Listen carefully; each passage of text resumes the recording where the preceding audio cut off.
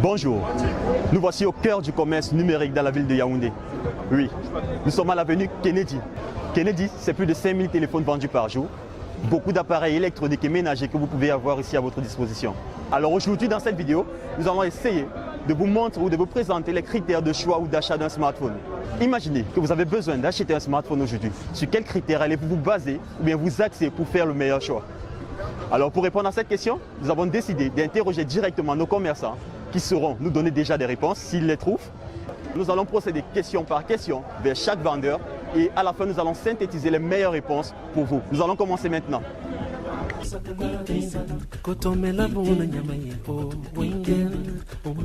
Ok, nous voici en présence de notre troupe premier commerçant ou commerçante. Nous allons poser simplement la question sur quels sont les critères de base pour acheter son smartphone. Alors, bonjour madame. Bonjour. Vous allez bien, j'espère? Je vais très bien, merci. Alors d'accord, pour les téléspectateurs, vous allez essayer de répondre simplement à cette question. Sur quels critères de base devrait-il se axer pour racheter un bon smartphone, selon vous? Pour acheter un bon smartphone, les critères sont les suivants. Une bonne batterie, une bonne caméra, une très bonne mémoire, oui. Et aussi, ce sera plus assurant que le téléphone ait une garantie. Et une garantie. Voilà. Batterie, mémoire, caméra et garantie. Voilà. Ok. Et quand vous parlez par exemple de caméra, de quoi s'agit-il réellement? La façon dont l'appareil photo est conçu, on ne se focalise pas sur le nombre de mégapixels. C'est la façon dont la caméra a été conçue. Et en termes de mémoire, vous donnez environ quelle taille? Quand vous parlez de mémoire, il s'agit de la RAM ou du ROM ou bien? Des deux. Ok. Pour une mémoire de stockage, vous pensez à combien environ? 16 Go pour des personnes qui travaillent beaucoup, 8 Go pour des personnes pas trop exigeantes. Ok. Et en ce qui concerne la mémoire vive ou la RAM, vous avez un conseil? Parce que parfois il y a les téléphones avec 1 Go de mémoire RAM, ou bien vous avez une estimation? Si les personnes qui travaillent trop, il faut à partir de 2 Go de RAM. À partir de 2 Go? Oui. D'accord. Vous avez dit votre prénom? Nicole. Nicole. Ok. Merci encore Nicole et merci d'avoir répondu à nos questions. Ciao. Merci. Nous voici donc en présence de notre deuxième commerçant, toujours pour vous apporter des réponses spécifiques à votre problème de choix d'un smartphone. Alors nous sommes ici à l'établissement Jojo Plus Télécom. Je retrouve au nom de Suleiman. Vous êtes présentement dans la boutique Jojo Plus Télécom, basée à l'avenue Kennedy. Concernant le critère du téléphone, déjà ça dépend de la marque que le client lui-même veut. Je conseille généralement les 16 Go, par exemple 16 Go de mémoire, 2 Go de RAM avec l'appareil photo qui a 16 mégapixels. Je pense que la caméra de cet appareil photo du téléphone est puissante. En parlant de caméra, est-ce que vous pouvez donner plus de détails sur peut-être si le client veut comparer deux caméras? Par exemple, une caméra de 16 mégas de Samsung, une caméra de 16 mégas de LG. Qu'est-ce qu'il peut prendre en compte comme élément de comparaison? En ce qui concerne maintenant la puissance des appareils photo, je conseille généralement Samsung à mes clients parce que Samsung a plus de capacité en mégapixels pour réaliser une photo.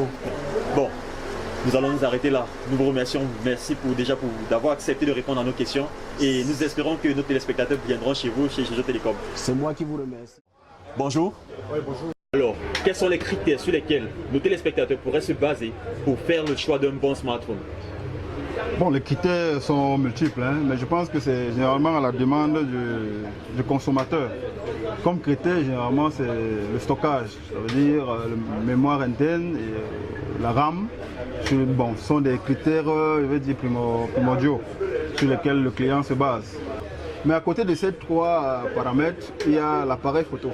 Là, vraiment, c'est très important, l'appareil photo, parce qu'aujourd'hui, le consommateur se base beaucoup plus sur la qualité de l'image. Ok. Et un détail simplement, si on veut comparer des caméras ou bien deux appareils, qu'est-ce que vous pouvez dire? La mémoire, vous conseillez environ combien? Quand vous dites mémoire, 2 Go ou bien 16 Go de RAM? Pour un bon smartphone, il faut généralement 16 Go de mémoire interne, 2 Go de RAM pour faciliter un peu soit la navigation sur Internet, soit même la navigation sur le téléphone proprement dit. Et la caméra, combien de mégapixels environ? Combien de mégapixels? Là, ça dépend du fabricant. Parce qu'il y a des marques, généralement à 8 mégapixels, ça filme déjà net. D'autres, à partir de 13 en montant. On peut avoir de très belles images sur l'appareil photo. Ok, enfin un mot pour Inforix, comme on a dit, c'est une initiative des jeunes. Très belle initiative du moment où ça va toucher un peu la majorité des consommateurs. La majorité des consommateurs sur les critères à prendre pour faire le bon choix d'un smartphone. D'accord. Nous vous remercions encore. Ok, merci beaucoup. C'est moi qui vous remercie. Bonjour déjà. Bonjour. D'accord. Nous allons reposer la même question que nous avons posée à tous nos amis commerçants. Alors la question est toute simple. Sur quels critères devraient se baser nos téléspectateurs ou bien toute personne qui a envie d'un smartphone pour acheter un bon smartphone, selon vous? Le premier critère sera de contrôler la RAM. Une bonne RAM commence à 2 Go. 2 Go de RAM. Ensuite, la capacité du téléphone. La capacité. Et après, la caméra. La caméra. Et la batterie. Bon, la batterie, c'est pendant l'utilisation que nous allons nous rendre compte de la performance, si elle est défectueuse ou pas. Okay. Et naturellement, les bonnes caractéristiques, quand on vient d'acheter un téléphone, c'est de vérifier la RAM, la capacité de la mémoire, le stockage. Ce qui fait le stockage, la capacité de téléphone. Puisqu'il y a plusieurs marques de téléphone. Comment est-ce qu'on reconnaît les fausses marques? Là, il faut être vraiment dans le marché. Parce qu'on peut avoir un HTC ici. Okay. Le même HTC, ça c'est le bon, mais il y a le faux aussi. Le conseil serait, si vous avez un technicien, vous vous rapprochez de lui pour vous orienter. Se rapprocher d'un technicien. D'accord, enfin, qu'est-ce qui fait un appareil photo? Ça dépend des fabricants. Il y a des marques qui mettent plus d'attention sur l'appareil photo. Par exemple, des Sony, les appareils photo sont très efficaces. Ok, waouh!